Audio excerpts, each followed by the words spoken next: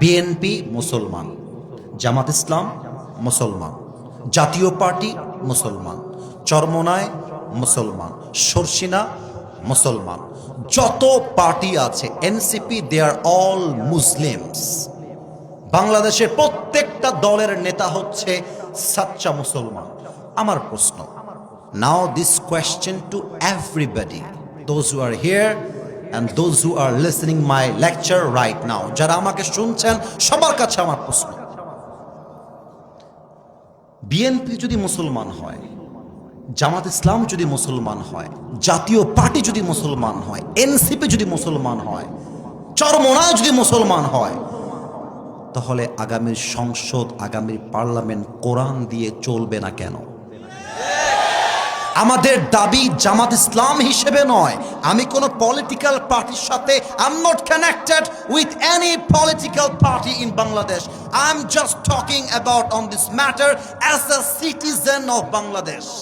আমি নাগরিক হিসেবে বলছি, আমাদের প্রাণের দাবি আগামীর পার্লামেন্টে প্রত্যেকটা আইন পাস হতে হবে আল্লাহর কোরআন দিয়ে। বগুড়ার ভাইরা আমার, এখানে কিন্তু বিএনপির ভাইরা বসে আছে, এখানেই কিন্তু জামাত ইসলামের ভাইয়ারা বসে আছেন। একটা কথা বলে দিয়ে যাই, মারামারি করবেন না। মারামারির কথা আমি আসিফ হুজুর কখনো বলি না। আমি মিলায়ে দেওয়া পছন্দ করি, আমি বিচ্ছেদ পছন্দ করি না। এই যুবকরা আমাকে চেনে, একটু একটু কয়েকজন যুবক চেনে। আমি যখন কথা বলি, আমি আজ পর্যন্ত কোনো দলকে কখনো আঘাত দিয়ে কথা বলি নাই। এবং আমি যখন কথা বলি, তোমরা যারা আমাকে চেনো, আমাকে সবাই চেনে তা আমি দাবি করব না, বাট আমি কখনো আমার চেহারায় মুচকি হাসি ছাড়া কাউকে ছোট করে কথা বলতে পছন্দ করি না। ভাই আমার একটু দাঁড়াও তো, তুমি এই যে সামনে, তুমি একটু দাঁড়াও। হ্যাঁ হ্যাঁ হ্যাঁ, তুমি দাঁড়াও। কলিজার ভাই, তোমার নাম কি কলিজা? হ্যাঁ, মোহাম্মদ আলী। মোহাম্মদ আলীকে দেখা যায়? এবার দেখেন, মোহাম্মদ আলী মনে করেন এমন একটা দলের লোক, যেই দল ইসলাম কোরআন কিছুই মানে না, ভালোবাসে না। এখন ওই জাব্বাজানি দেখেন, ওই যে পেছনে যেই গেটটা দেওয়া আছে, আমি ওই পর্যন্ত গেছি, বাড়ি যাব বা আর এক প্রোগ্রামে গাড়ি থামায় দিয়েছে মোহাম্মদ আলী। কি হুজুর,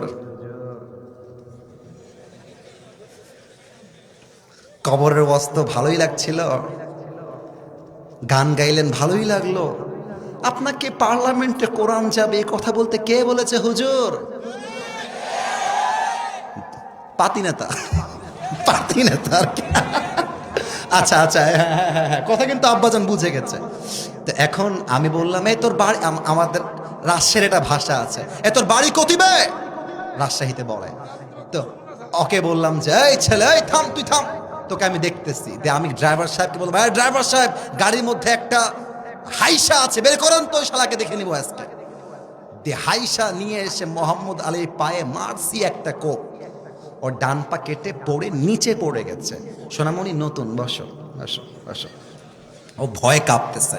আচ্ছা এবার না না না, হাসলে হবে না, কথা বুঝতে হবে। আমার ধর্ম যে ইসলাম, আমার ধর্ম ইসলাম কেন? আমার ধর্ম খ্রিস্টান না কেন? আমার ধর্ম ইহুদি না কেন? বৌদ্ধ না কেন? আমরা তো মুসলমান হয়ে কলিজার মধ্যে গৌরব বোধ করি, ঠিক না বলে? এখন সবাই মিলে চিৎকার দিয়ে বলছে, আসিফ হুজুরকে আটকা। আসিফ হুজুর মোহাম্মদ আলীর ডান পা কেটে দিয়েছে। সবাই মিলে আমাকে ধরছে। আগামীকাল সকালবেলা আমাকে বগুড়ার জেলখানায় ভরে দিয়েছে, ঢুকো জেলখানায়।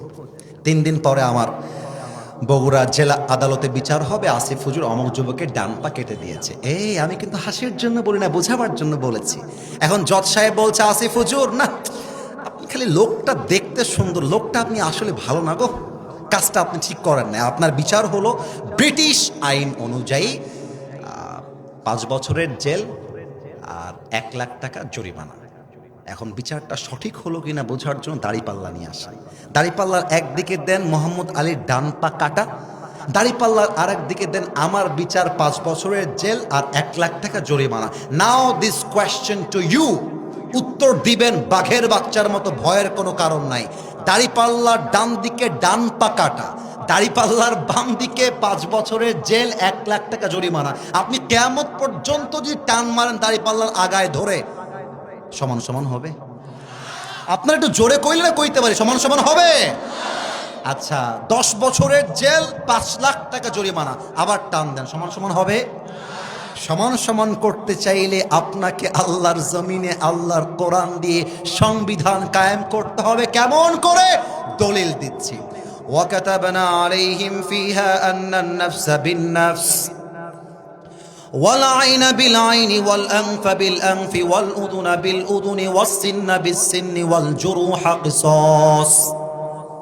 আল্লাহ বলছে কেউ তোমার চোখ তুললে তুমি তার চোখ তুলো, হাতের বদলে হাত, পায়ের বদলে পা, নাকের বদলে নাক, জানের বদলে জান। এটার নাম ইসলামের সংবিধান। এবার আইন পাস করেন আল্লাহর কোরআন দিয়ে। জজ সাহেব বলবে আসিফ হুজুর ডান পা কেটে দিয়েছে, তোমরাও আসিফ হুজুরের ডান পা কেটে দাও। এবার দাড়িপাল্লা নিয়ে আসেন, দাড়িপাল্লার ডান দিকে মোহাম্মদ আলীর ডান পা দেন, দাড়িপাল্লার বাম দিকে আসিফ হুজুরের কাটা ডান পা দেন। এবার টান দেন, দেখবেন সমান সমান হয়ে গেছে। ওমান হাকামা বিহি আদালা। এই কোরআন দিয়ে যে বিচার করবে সেই তো সঠিক বিচার করতে পারবে। অতএব আমরা আগামী বাংলাদেশের নির্বাচনে কোনো গাঁজাখোর এমপিকে দেখতে চাই না, সুদখোর এমপি দেখতে চাই না। আমরা দেখতে চাই এমন এমপি যে এমপি আল্লাহর এই জমিনে আল্লাহর কোরআন দিয়ে আইন পাস করতে চায়।